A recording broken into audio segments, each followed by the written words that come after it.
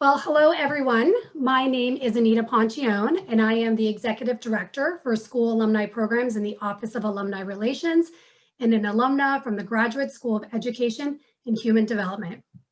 It is my honor to welcome you here today for our panel discussion featuring our esteemed GSEHD Dean and faculty. We are excited to be hosting today's event, which is a part of GW's Bicentennial. This year, the George Washington University is celebrating the 200th anniversary of its founding. GW's Bicentennial is an incredible historic milestone representing 200 years of phenomenal growth from humble origins to a top comprehensive global research university in the heart of the nation's capital. While we did not anticipate a global pandemic would prevent us from gathering in person this year, we still want to take a moment to mark this incredibly unique birthday by creating opportunities for us to gather virtually. And while the university has grown and changed over time, what has endured is GW's never-ending commitment to creating a greater world through its students, faculty, and alumni. Today, we have an opportunity to hear from our dean and 4 faculty experts who will discuss the challenges, opportunities, and lessons we are learning during the pandemic and how we will reimagine education to address the disparities in the system. It is now my pleasure to introduce today's moderator, Dr. Michael Foyer. Michael Foyer is Dean of the Graduate School of Education and Human Development and Professor of Education Policy. He is a non-resident senior fellow of the Brookings Institution and immediate past president of the National Academy of Education. In the fall of 2014, President Obama appointed Dean Foyer as a member of the board of the directors of the National Board for Education Sciences. Prior to his joining GW, Dean Foyer held positions at the National Research Council of the National Academies and the U.S. Congress Office of Technology Assessment. It's my pleasure to introduce Dean Foyer. Well, thank you, Anita, and good afternoon, everyone, or depending on what time zone you're coming to us from, good morning or good evening. What a pleasure to be together. First of all, a big happy birthday to George Washington, the university, that is. What an amazing 200 years. So much has been accomplished, and we have so much to look forward to. And I just want to say personally that I am myself very much looking forward to being together with all of my colleagues for the 300th birthday as well. It's a pleasure today for me to have a chance to moderate a discussion among 4 of my most wonderful colleagues in the Graduate School of Education and Human Development. You will hear from each of them. We've decided to take on different angles as we look at this somewhat complicated question. And, you know, as educators, we are drawn to, shall we say, familiar metaphors and acronyms. And for the 3 R's that we typically associate with reading, writing, and arithmetic, we think that resilience, recovery, and reform are 3 words that in a way capture not just what's been going on in education, but more generally as we in the United States and around the world cope with the pandemic and what comes next. To move us into this discussion, I want to introduce our panelists, our speakers. Let me introduce them all quickly, and then I'm going to start with a question to our first panelist. Natalie Milman is Professor of Educational Technology Leadership. Her work focuses on instruction and models having to do with the integration of technology at all academic levels, student support issues, engagement, learning, and very importantly, issues of diversity, equity, and inclusion when we think about digital or virtual learning and learning more generally. Rebecca Thessin is Assistant Professor of Educational Administration. Her research is on areas of instructional leadership, professional learning, school and school district level improvement, and the preparation of leaders to work in the complex ecology of American education. Ben Jacobs is an associate research professor who spends his time split between preparing social studies teachers and Jewish educators for school and non-school settings. Ben is one of America's leading experts on the history of education and with particular emphasis on Jewish education agencies working on curriculum and pedagogy. And finally, Lionel Howard is Associate Professor of Educational Research, a developmental psychologist with interests covering broadly gender and racial identity development, motivation and achievement, and research methodology. Professor Howard has worked on many local and national research projects focused on Black child development and improving educational pathways and experiences for minority students. We're very much looking forward to this conversation. Let me thank you all, my wonderful GSEHD pals and colleagues, in advance for what I know is going to be a very stimulating 45 or 50 minutes that we have together this afternoon. Let me start with Natalie. Okay, Natalie, to paraphrase, I guess, I think it was Mark Twain or possibly someone like that, rumors of the stodginess and, shall we say, entrenched nature of American education may be a bit exaggerated. How have we adapted to this catastrophic pandemic? What a question.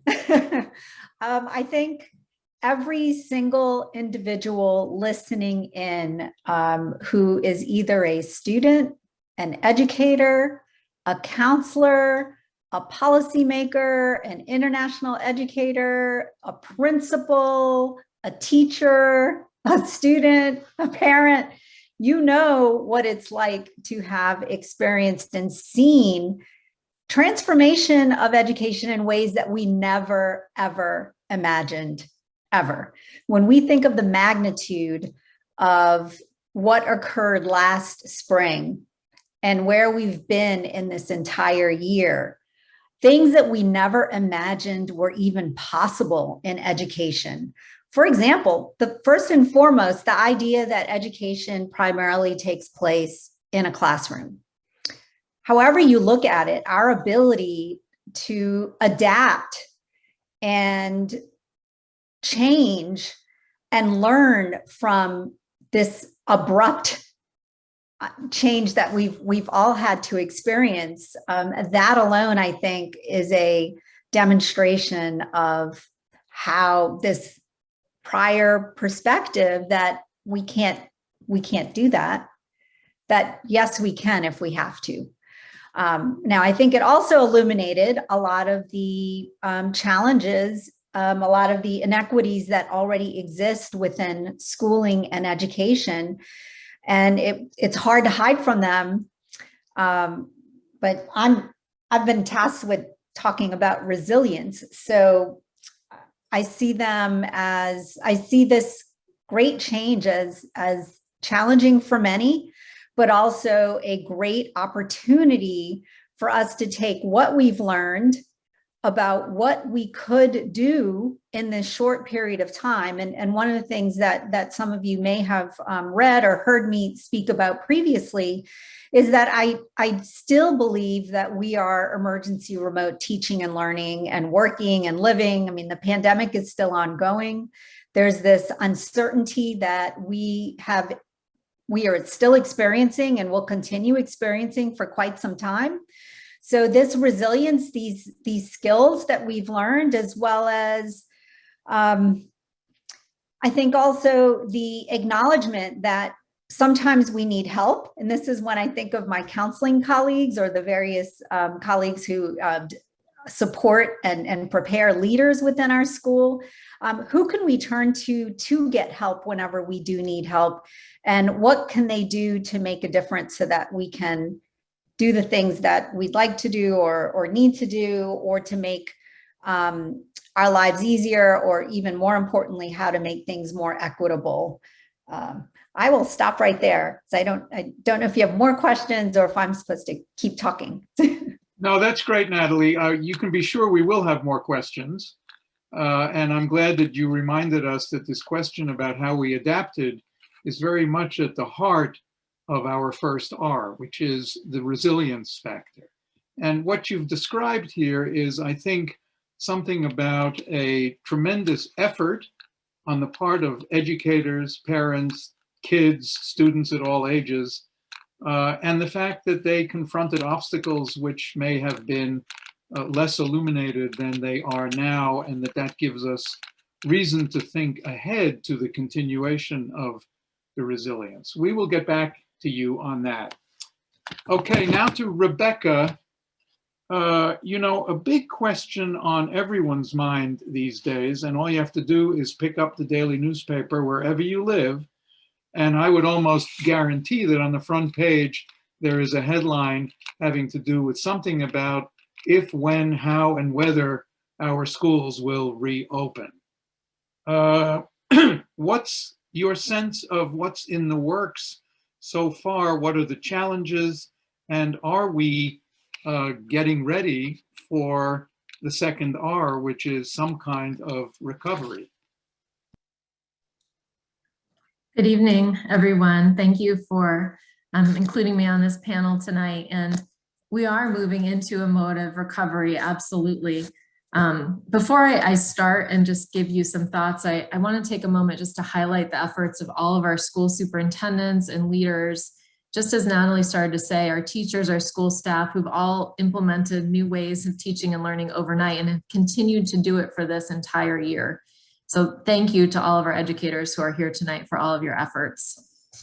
I can briefly address two aspects of the mode of recovery that we're engaged in through the learning that I've gained from my conversations this year with current school district leaders, superintendents, and school leaders.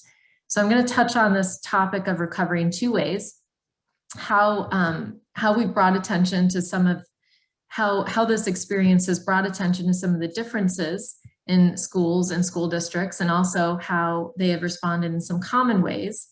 And then I'll also present some challenges and some next steps that our schools are planning as we look forward, as Dean Foyer articulated. So one of my conversations with a superintendent this year, during this talk, she said to me, there were no good solutions this year. So this experienced superintendent articulated how she was forced to pick a way to educate students from an array of poor choices, none of which she felt would adequately meet students' needs. In selecting a schooling approach, she and every other K-12 superintendent in our country had to consider state and county guidance, current COVID metrics, community preferences, and approaches taken by nearby districts. But ultimately, they had to work with stakeholders to make decisions about schooling independently. For instance, I can give you a painted picture of how these decisions looked so different across our country. Many small school districts in Massachusetts, where a town constitutes a school district, prioritized bringing students back to school in September. They worked very hard to obtain masks, face shields, COVID testing kits. As one superintendent explained to me, he tirelessly worked to get enough of these so that he could open schools so every student could go to school 2 days a week, starting on September 15th. School districts in southern states implemented 4 or 5 day traditional school models beginning in September, just with some extra precautions in place, such as trying to keep 6 feet of social distancing and mask wearing. And then in contrast, locally in the DC region, most school districts have engaged in fully virtual instructional models until sometime between January and March of this year, and then moved to hybrid with some students staying fully virtual. If you just do a Google search of the websites of state departments of education across this country, you'll see how many different guidelines have been put in place in every state regarding the recommendations for schools and districts' plans for recovery. So amidst all of these differences in recovery efforts, there's also some commonalities. For example, there's being much more attention paid to social emotional learning. This focus on social emotional needs has not only gained importance for students, but also for school leaders and staff. And in my conversations with district leaders this year, they've all highlighted the efforts they've taken to offer flexibility, compassion, and additional supports to employees during this challenging time. Second, and this probably goes without saying, there's been a focus on meeting the basic needs of families during school closures through mental health supports and the provision of meals. Once schools have opened, these priorities have continued, but they've then shifted to focus on safety, from no longer allowing access to water fountains, telling students to bring their water bottles to school, to one-way hallways and temporary ending of the use of lockers in secondary schools. Third, schools and districts have really prioritized providing the greatest number of in-person instruction to their most vulnerable student populations. So I've seen across the country how students with special needs have been brought back to school first, and generally have come back in person to those experiences before others. And as one creative approach, the Alexandria City Public Schools in Alexandria, Virginia established SEAL Mondays, which they just began a week or two ago, which are in-person learning days focused on providing social, emotional, and academic learning supports to students identified in need of additional interventions. So Mondays remaining a virtual day for other students, but those students with needs for additional support are coming back for an additional day. So as they plan for recovery, districts are starting to determine how can we also address issues of inequity that have widened even from this during this last year of the pandemic. So some challenges as they put in place these efforts. Two primary challenges are student learning loss, and also, and those are shown by student failure rates, and then also the social emotional needs of students and staff, which are not going to go away in the near future. The Ed Week Research Center conducted surveys every month over this past year of teachers, principals, and district leaders, and they found that declines in student engagement in school and student learning loss were the major challenges they faced. And in some districts in the Mid-Atlantic region, particularly in districts with low-income communities, 50% or more of secondary students failed their courses during the first semester. In these same districts, in many cases, elementary students didn't log in, almost a quarter of elementary students. So when we think about these student needs, we've also had to address staff concerns. How do district leaders balance needs of both students and staff who are all facing greater needs during the pandemic? As one example, today was the first day that Prince George's County opened schools to in-person learning since March 13th of 2020. They opened it just to elementary schools and to grade 12 students. Prince George's County is just outside of Washington, D.C. And yet still, despite this more than a year closure, yesterday staff demonstrated to protest the opening of schools because they said that not all staff were yet fully vaccinated. There's a fear among staff and faculty in many districts in returning to school. So how do we provide those additional supports, the counseling, and address the additional needs that have resulted from this pandemic? And next fall, when students return to school, many children won't have entered a school building for close to 18 months. There's many more incidences of trauma that have occurred over the last year, particularly experienced by students of color. And we've also seen, of course, the racial pandemic that has continued over this last year, and many of our students have faced trauma from processing those events on their own. So with all these challenges in mind, as they're planning next steps, a primary concern on the forefront of all school leaders' minds is how do we address these issues of equity and the enormous gaps in student learning that are resulting from the pandemic. A first step that I've seen many districts and school leaders have reported to me their efforts to establish summer school. Whereas summer school budgets have been cut in the years prior to 2020, they've now all been offered last summer and now again this summer for free. And in some districts, they're being required. Student attendance is being required in summer school. Second, some students have done well in virtual learning. So how do we capitalize on that?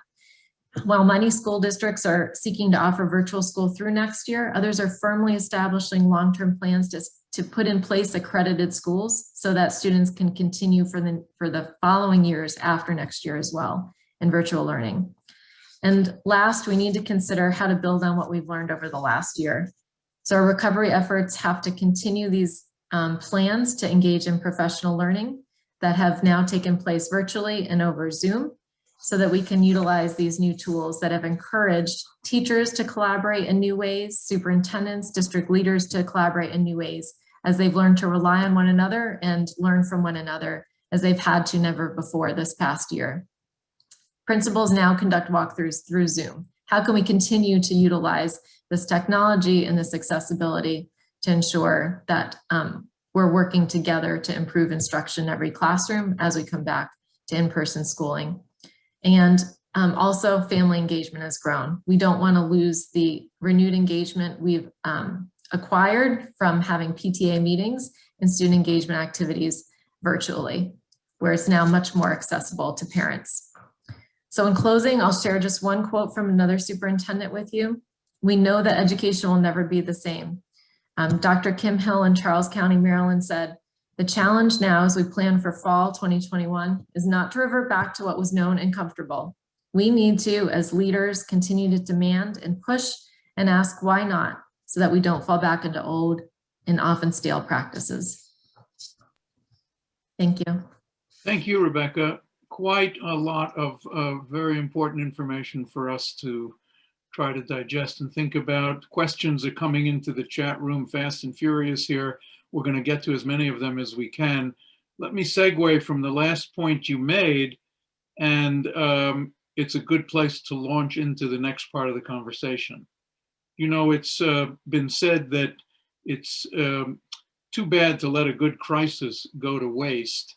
And for many people in the world of education who have been observing how the pandemic has exposed, if not caused, but certainly exposed and exacerbated fault lines in our democracy having to do with racial injustice and inequality and the disparate treatment that children of different backgrounds and with different means are exposed to, there is a strong push now to not just go back to quote unquote normal, which for many people is viewed as an untenable kind of status quo.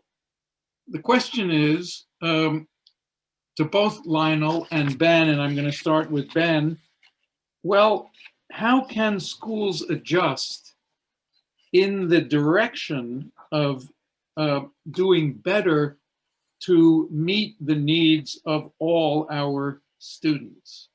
That is a vulgar abridgment of what we know to be one of the unfulfilled promises of American education, which is to make opportunities for all our students. What's your sense, Ben, of whether and how we can start doing this quote unquote reset in that direction? So Lionel, I'm going to give you a chance to think ahead to your question, and then I'm just going to ask you to go right after Ben. What does reform mean in this context of the pandemic, the reawakening to fundamental flaws and fundamental injustice in the American system and in American education? And what can we be anticipating about that word reform as we go forward? Ben Jacobs next. Thanks very much, and thanks for the opportunity to share some thoughts on this. I'm going to start with a quotation. "The weather turned, the days got shorter, we had scares because people came up positive. We lost our momentum. For months I couldn't find joy or laughter. I felt angry all the time. I worry a tremendous amount. The government and the hatred was hard to see and experience. The battery of my soul felt like it wasn't operating correctly." I open with this quotation because I think it captures, as well as anything else I've read or heard, and from the perspective of an average Joe on the street, quoted in the New York Times recently, the fact that we have been living through two pandemics simultaneously in 2020, 2021. One, a massive health crisis that has affected our bodies, hearts, and minds, literally sucking the breath out of far too many of our fellow human beings to measure or comprehend. And the other, a crisis for the soul of our nation that has sucked the spirit out of our public institutions and the larger institution of democracy that they ostensibly represent. My comments this evening will focus exclusively on the latter issue, the struggle to reformulate the soul of our nation, as it's the pandemic that preceded and will outlast the COVID-19 crisis, and the one that speaks most directly to needs we must care about and care for as educators. What I see today is a precipitous erosion of the prospect of democratic education in schools that reflects the larger erosion of democracy in society writ large. I say it's an erosion of the prospect of democratic education because I don't want to pretend that democratic education was ever the way things were in schools. There are far too many examples of that problem to heap up right now, but they range from massive disparities and discrimination in terms of justice, equity, diversity, and inclusion, to silencing of dialogue and discourse on controversial issues, and so much more. So I'm not calling for some sort of renaissance or a return to the good old days, because those days never really existed. Despite our attempts to maintain a democratic society, we have never successfully been able to replicate democracy in education. John Dewey, America's preeminent philosopher of education, wrote his landmark work, Democracy in Education, more than a century ago, and we have yet to realize its potential. As Dewey put it, a democracy is more than a form of government. It is primarily a mode of associated living, of conjoint communicated experience. In Dewey's vision, we would replicate those values and aspirations in schools, such that the classroom would be a venue for socialization, that is, for the healthy social interaction of children relating to one another, associating with each other, and communicating with one another through experience and education. In this scheme, the teacher is neither a didact nor an overlord, but rather a facilitator of learning. The teacher may in fact model good learning for students by participating actively in their social interactions, associations, communications, and experiences. The society created in this democratic classroom, where all voices are equally heard and all perspectives are equally respected, is like a symphony in which each individual is encouraged to play his, her, their own native, distinct tune, while together the instruments form a richer, more beautiful multitonal harmony. What a vision this presents. A classroom abuzz with inquisitive, analytical, cooperative children alongside their engaging, encouraging, and enthusiastic instructors, together creating a mode of associated living in which the values of equity, diversity, inclusion, and solidarity prevail. See what I mean by a vision that probably doesn't resonate with many of your prior experiences as students or educators or parents or other school stakeholders? And look at us now. Where are the interacting and intermingling children? So many of them are isolated at home, alone, dislocated, solitary, confined, destabilized, and above all, disassociated. Where are the energetic and caring teachers? So many of them are behind screens, shields, and masks. Listen to these terms. Distant, fractious, fearful, and in many cases opting out altogether. And what of society? From the police killings of Blacks to a spate of bias attacks on Asian Americans, to the veritable collapse of the service industry, to the ongoing detention of brown children at the borders, to the return of the genuinely starving artist, to the insurrection at the US Capitol by white supremacists wielding Confederate flags, to the impeachment of a president for a second time in one 4-year term, the list goes on.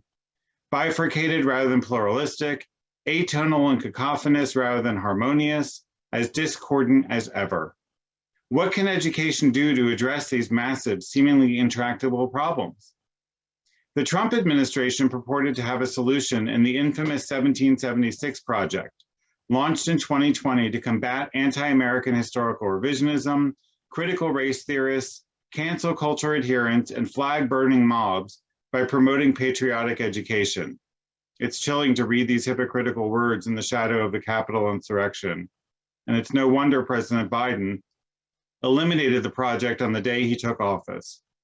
California, on the other hand, has offered up its own purported solution in the form of the controversial ethnic studies model curriculum, adopted just a few weeks ago in an effort to empower students by illuminating the often untold struggles and contributions of Native Americans, African Americans, Latinx Americans, and Asian Americans, to uplift the histories and voices of marginalized communities in ways that help our state and nation achieve racial justice and create lasting change for the benefit of all students of all backgrounds. As I see it, these attempts to forge two different versions of the one best narrative of America, its history, people, and values are merely means of exacerbating divisiveness rather than working toward finding common ground. For the purpose of healing the soul of the nation, neither will do. What kind of reforms do I hope for? With my mentor, Nell Noddings, the eminent philosopher of education and care theorist, I'm more eager for schools to adjust their purposes and practices to actually meet the deep human needs of most of our students, the intellectual, spiritual, physical, emotional, social, vocational, moral, aesthetic, and civic needs, rather than focusing foremost on whose story gets told the loudest, or on preparation to get ahead or all too often be left behind. What troubles me is that an agenda such as this should seem like a yay agenda, like who's going to say no to intellectual, spiritual, social, moral, and civic well-being? But we live in an era in which yay agendas have seemingly gone the way of peaceful protests in Lafayette Park. We can and should do better. I would also like to see schools become laboratories for the free exchange of ideas, which all too often are silenced or suppressed in the name of politically neutering teachers and students alike. Children must be taught from an early age the difficult skills of cooperation, dialogue, and deliberation. We need methods and strategies that foster critical thinking, self-awareness, reflection, compassion, empathy, and perspective taking. At the same time, we need to be firm about what topics are non-negotiable. There is no yay agenda for slavery, Nazism, racism, discrimination, flouting the social compact and their ilk. The work of researchers like Walter Parker and Diana Hess on controversies in the classroom and the democratic power of education, or of Peter Coleman in the Difficult Conversations Lab that investigates the emotional, cognitive, and behavioral dynamics of engaging in discussions over difficult and potentially intractable moral issues, can help us understand how to get this approach to teaching and learning right, again, from an early age. Those citizenship grades we earned in elementary school for being good citizens of the classroom, their society in miniature, should carry through high school and even post-secondary education to set higher expectations of our social and political conduct as citizens of this nation. This is the essence of good civic education. I could go on, but I'm over time. So what I'm looking for is we push reset on schooling. Post-pandemic is hard work, very hard work, for teachers, administrators, educational researchers, teacher educators, parents, students, and all of our schools and society stakeholders to bring democracy to education, with the hope that the rising generation of American children will be capable of restoring democracy in America. It's not a small or easy task, nor can it be accomplished overnight, but in light of the pandemic attacking our souls, I see no alternative for our health or our nation's health than to get this work done. Lionel? Thank you, Ben. Go for it, Lionel. Thank you, Ben. Thank you, Dean Foyer and other panelists. So the challenge of being the last person to speak is there isn't much more to say, right? So let me sort of offer you just a couple of perspectives to consider. And let me sort of preface my comments with the point that I come to this work from an intersectional sort of framing, but also deeply experiential as a person who is minoritized in this American schooling system, right? And so I can't think about reform without thinking about the implications for my own life, the people who are in my family and closest to me, as well as the young people that I'm in service of. So I was sort of thinking about the question that was posed to us, and a lot of what Ben offered us resonates very strongly with me. And one of the things that I've been sort of trying to think hard about is this notion of education reform and what we actually mean by education reform. And in some ways, I find that terminology, that sort of concept, problematic. And in many ways that kind of prevent us from really reimagining or stretching the possibilities for K-12 public education. And so I think when we use the word reform, I receive that as an indication that there's strong belief that there was something inherently redeeming about the most basic ideological forms of education, right? And so I think in some ways that then keeps us sort of tethered to doing things in ways that feel familiar. And so how do we sort of reimagine, how do we sort of untether ourselves to some of those basic ideas that, as Ben suggests, have not been proven time and time again? And so part of my question is, how do we sort of challenge this notion of reform? What's the new way of thinking about whatever that might mean for you in the capacities that you work in? And so I do like the language of reimagining, but I think that word is also being co-opted, right? And in some ways becoming to represent, again, reform, right? And sort of bringing us back to what we've been doing for many, many years, many, many generations of students. And so how do we begin to sort of think differently? How do we sort of have new sort of paradigms to work from? So part of my thinking is, how do we go about doing what I would call radical reimagination, right? And that radical reimagination might mean essentially starting from a new place and not building on existing structures that we know have not served us well, or our students, or the teachers, or the administrators, right? The people that we're supposed to be in service of. And I think that radical reimagination scares a lot of people because people have built careers on these ideas. People have sort of invested a lot of time, a lot of resources in these concepts. And that might mean that you have to relinquish that stronghold to those ideas and that work. So there's opportunity here for us to really sort of stretch ourselves in ways that may not be familiar, that we may not have a roadmap on how to go forward, but that each turn, each point requires deep thinking and consideration. The pandemic around COVID, and I would even say the long-standing, never-ending pandemic of racism, is quite powerful. And I'm often frustrated when people talk about sort of the long-standing issues of racism as if it just started with the COVID-19 pandemic. Our country has been dealing with this for decades, generations. And unfortunately, it took COVID-19 to again sort of put it into the national spotlight, along with just the state policing and violence against Black and brown bodies. And so how do we sort of learn from this moment? How do we build from other national events that have happened, like Hurricane Katrina in 2005? We saw an entire system of education crumble, and we've still not recovered. Here we are in 2021, and there's still major problems in that area and nationwide. So what can we learn from those moments? Who should we be inviting to the table to have the conversation? It's oftentimes the same voices. Ironically, I'm attending the Society for Research on Child Development's biannual meeting at the same time that this session is being held. And we've been talking a lot about privileging of particular perspectives. Whose voices get paid attention to? How do we sort of, as Ben suggests, offer a cacophony of voices and perspectives?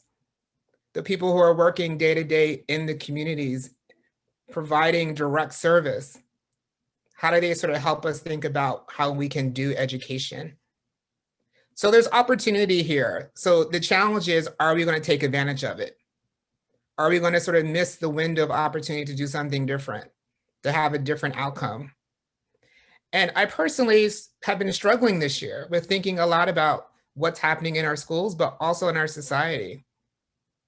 I live in Prince George's County, as Dr. Thessin noted.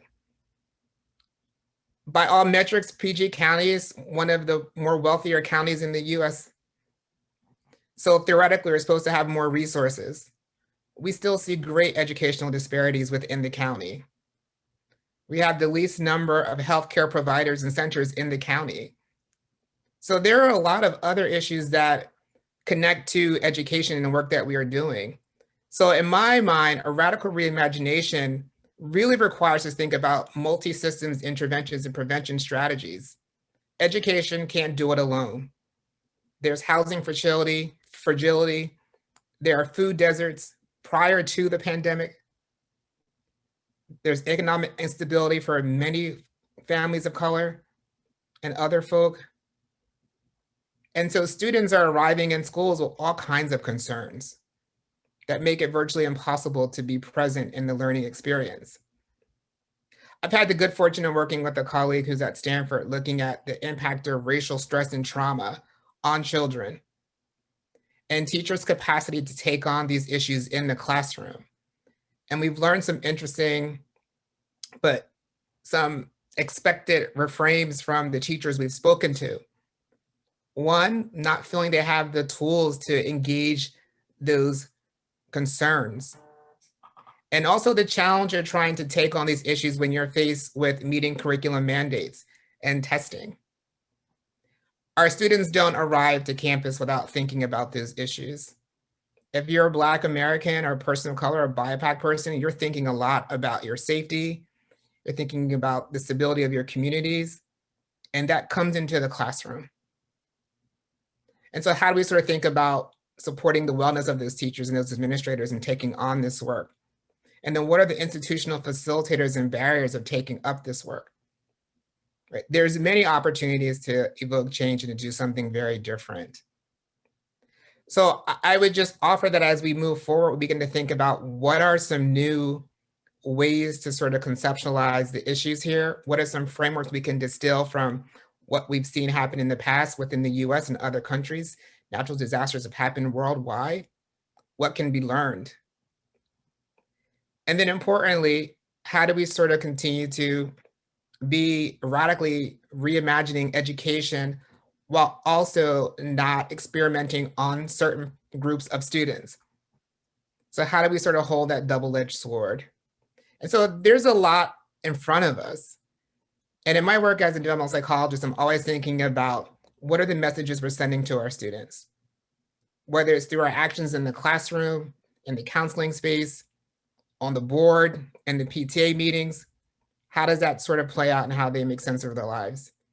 And so I'm hopeful, but also very weary and nervous and believe we have a lot of work to do. So I'll end my comments there. Thank you so much, Lionel. It's a wonderful kind of valedictory to these comments from our GSEHD colleagues. Let me press on one issue here, which has come up in the chat, and I'm just curious. So, first of all, thank you for substituting for the word reform. Your preference would be at least another word that starts with R, so I don't have to get rid of the whole 3 R's thing. So we can think about reimagining. I kind of like that as a friendly amendment. As we do this reimagining, it's a long-term project. I think we would all agree with that. I think if we all agreed on some of the noble vision that you and Ben and actually Rebecca and Natalie have all articulated about an education system that is at once more democratic, that does attend more to the needs of individual children while trying to reduce the disparities that are based on race or income or other really external factors to teaching and learning. What would you say to someone who says, how will we know that we are making progress toward that vision? And more specifically, one of our attendees early in this asked about the problem of metrics. So you're all researchers. We are researchers. We believe in evidence. We try to the extent possible, measure whether it's using numerical statistics or whether it's using other forms of data. Give us an example of whether we will know whether we're at least going in the right direction. I'll start with Natalie because I want to get you to give me an example of where disparities in, let's say, the so-called digital divide.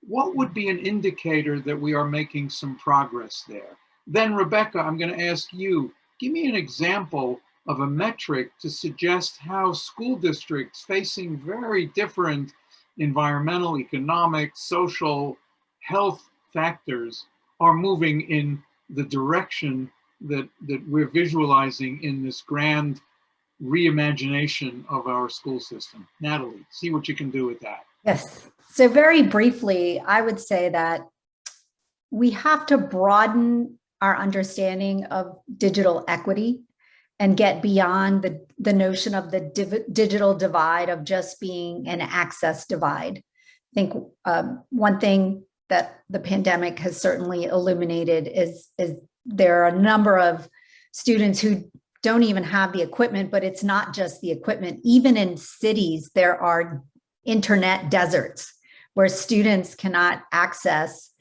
the internet. And then there are, we know teachers while they may have learned a great deal, we know it also takes a lot of time and effort and professional development for them to learn how to use technology effectively in teaching and learning, as well as meaningfully. So this idea of the digital divide, really thinking about digital equity and how can we get closer to digital equity for all? We have broadband challenges, not only in rural education, but in urban locations, as I mentioned. A lot of schools have gotten a lot of the technology, but just because you get the technology doesn't mean that students know how to use it well. This notion of emergency remote teaching and learning, which again, I do strongly believe we're still there. We may not be using technology in the most effective, efficient, or meaningful ways. There's been a lot of using technology to get through. And this is where, I think of what Lionel was saying about radical reimagining. The leaders and the people who are to do the radical reimagining, they are experiencing and also struggling with the pandemic themselves in differentiated ways. Thanks, Natalie. That is very helpful because for me at least, it brings this grand vision into a framework that allows me to think, well, okay, if we can do a little bit better by way of the design, implementation, and distribution of the relevant technologies for meaningful learning, we'll be able to say we made some progress. Rebecca, what's your sense of whether district leaders have a good sense of whether they know we're going in the right direction? What would be useful to them in the way of metrics? This is an interesting time because we're now going on a second year in many states where we won't have state testing data to be able to show whether students are making progress. And since NCLB, we've become very reliant on these annual sources of data to demonstrate improvement. Whereas many schools have started to broaden their thinking about what it means to show student improvement, we're now being forced to do that. So one thing that I would encourage, and I've seen some schools and districts start to do, is to look at student engagement in a new light. How do we begin to measure student engagement and learning? So prior to the pandemic, engagement was the students in the classroom looking like they're paying attention, perhaps answering a question, chatting with a colleague, many different frameworks for engagement, and each individual who would try to observe for engagement in a class would have a different idea on what it looked like. We need to broaden beyond what classroom engagement looks like to think about how do we then assess engagement by students and learning in many different formats. So just thinking about, we have systems that have established synchronous virtual learning, but also asynchronous virtual learning. Those students who can set their own schedules, who want to learn and make up work and recover at different times in different zones. Some of those students who work best outside, those students who learn by applying, are given a task and then taught to go build it and then bring it back, or to put that portfolio together. So this pandemic is forcing us, I think, Dean Foyer, to really think about what does engagement and learning look like? What does success look like without having those state test scores? And now we have many different modes by which we need to develop some sort of measurement for that learning through. Lovely. And since you used the word engagement, oh yes, please, Lionel. I just want to add to what Dr. Thessin offered us. And I would even go a step further and say that we have to, in my mind, sort of reimagine the metrics, right? So what do we see as legitimate, right, forms of sort of metrics to determine progress? And so I think that there are a lot of young people who are navigating the pandemic in ways that we could not even imagine, right? And so they're exercising critical thinking, right? They're doing all the things that we want them to do in the application of knowledge, right? So how do we account for that learning, right? So when we talk about sort of the learning gap, the learning sort of delay of COVID, there are some kids who are actually having to sort of function in sort of high level ways just to persist, right? And so how do we account for that as well? And so I think we have to, again, just sort of, we can't fall back on some of the old ways of thinking about it. And I'll give a shameless plug for a colleague of mine, Dr. Maria Hanzapoulos, who's at Vassar, who just published an article that just came out on Teachers College Record. And it's a wonderful study looking at performance-based assessments. And the study was conducted in New York City, and it's with a consortium of schools, and I think the school was one of few that were exempt from the regents. And it has been a wonderful sort of opportunity for the students to demonstrate learning and development in ways that aren't always sort of measured in our sort of standard assessments. And that study, I think, has great potential to sort of help us rethink about how we do this work. Well, I'm personally and professionally very glad that we have mentioned the problem of assessment and testing and accountability. Just for people to know, this is another part of the big debate underway right now. Do we suspend the testing given all of the dire circumstances that our children and teachers and their parents and their educators have had to endure? Or do we insist on providing a continuing chronicle of the disparities in learning and the disparities in opportunity? Not an easy one to resolve. We're not going to resolve it tonight, but I'm glad that our participants and attendees here know that we're worried about this one too. But since, Rebecca, you mentioned the word engagement, I want to pull it back to another aspect of engagement. A very interesting question from someone who is a high school teacher who says that they have encountered hostility basically coming from parents and others in the community to the idea of engaging students in classrooms in conversations on difficult political issues. Ben mentioned Diana Hess and others who have worked on this notion of the democratic classroom. But that brings to my mind the following question. I want to ask Ben and maybe others to weigh in on this. Given that we have this somewhat open invitation to the community to weigh in on what goes on in classrooms. In this case, we have an example of a teacher who is trying to have an open conversation in a classroom on sensitive political issues and is essentially told, just teach the math, stick to your discipline. Don't get us wrapped up in all of this other political stuff. If we believe that part of democratic education is to listen to the constituencies that surround our schools, how do we reconcile those competing definitions of democracy in education? Do we tell those parents, butt out, because we know what's best for the kids? Or do we say, we're going to figure out how to do math and also to engage our kids in issues of the day in a way that is not viewed as hostile either to the parents or to others? Ben, you know what I'm getting at here. Help me untangle my own verbiage. Okay, well, in the 4 minutes remaining for that difficult question, but I also noticed that in the chat and was eager to respond.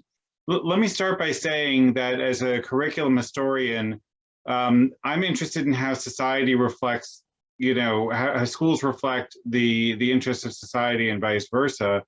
And I think one problematic assumption to begin with, not on behalf of the math teacher, but on behalf of others, is that, math is apolitical or science is apolitical, right?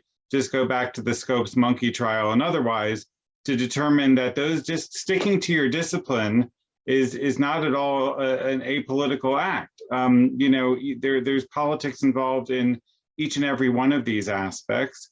And I think that it's important in terms of a democratic education to bring that to the fore, to be honest about how each and every aspect of the way that we think about the world, the way that we see the world, and the way that we construe all of these aspects of our society are influenced in one way or another.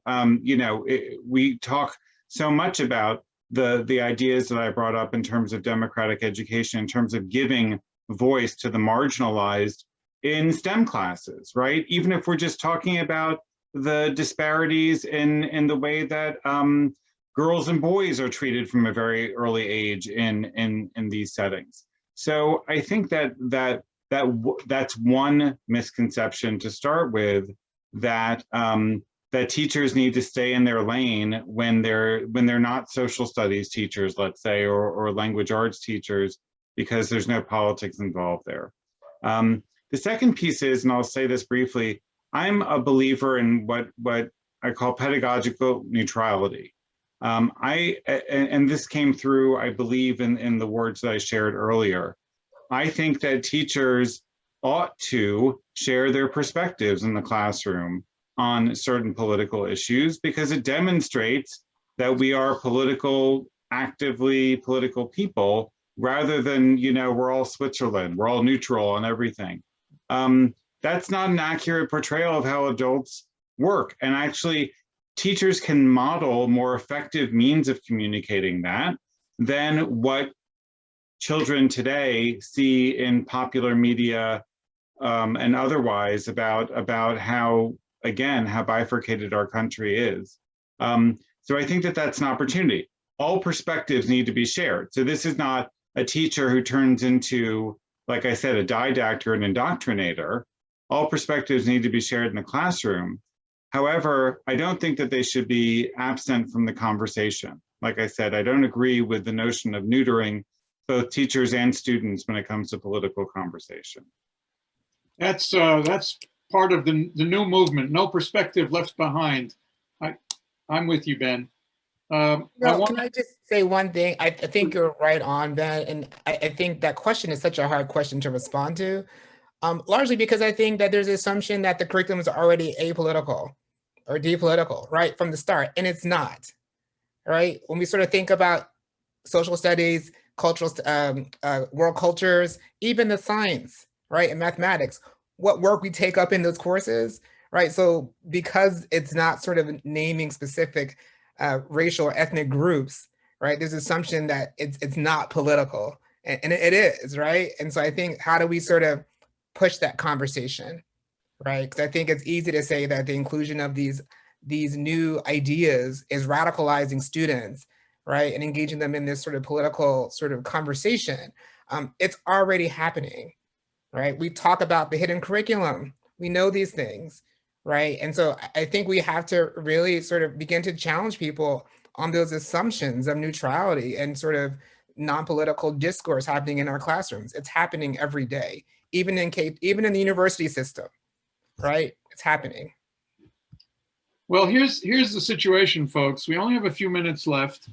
We have made progress, I just want you to know, because I think we have engaged with some of the most significant issues. For me, the progress that we've identified here, I believe, is also that we have people such as yourselves and so many of our participants in this meeting who are committed to moving the needle. And that gives me great hope. And I am quite optimistic that when GW celebrates the 220th birthday, we will look back and say, we've already made some progress since that session we had on the afternoon of April 8th. So I want people to feel good about the fact that we're going to continue working on these things. We have a grand vision for the future. We're going to make incremental progress, we hope, and we're going to check ourselves, and we're going to never stop asking, are we going in the right direction? That's very important. We have to wrap up. I want to apologize to our folks who asked really, really good questions. I'm glad that we've recorded this. I'm going to make sure that all of you somehow get these questions, because this is what we need to be doing. We need to be thinking, working, and actually doing this stuff together, because education is indeed the most important investment that a society makes, and we've got to keep getting this right to the extent we can. With colleagues such as you, I sleep better at night knowing at least even if we don't solve all these problems by next Thursday, we're moving in the right direction. So I want to thank you very, very much for doing this. I want to thank our people for their appreciation of what GSEHD is about and what GW is about. This is our mission. It is to make a difference on the kinds of issues that you have heard about today, and we will be in touch, I hope, to share notes on how well we are doing. I'll hand it back to Anita with great thanks for organizing this with us, and to all our colleagues at GW in alumni relations, in development, in the president's office. Our president is an avid supporter of thinking and reimagining education, and we're very lucky to all be together working on this. Anita. Thank you again to Dean Foyer and Professors Milman, Thessin, Jacobs, and Howard. We greatly appreciate everyone who was on the call today, but thank you to our panelists for sharing your experiences and insights with us and showcasing the strengths of the Graduate School of Education and Human Development. Before we officially close, I just want to share that we are hosting several bicentennial events over the next few weeks and months. So I hope you will take advantage of all that GW has to offer. You can check out all of the bicentennial events on our website, which is bicentennial.gwu.edu. Thank you so much to everyone, and thank you for joining us. Have a good evening.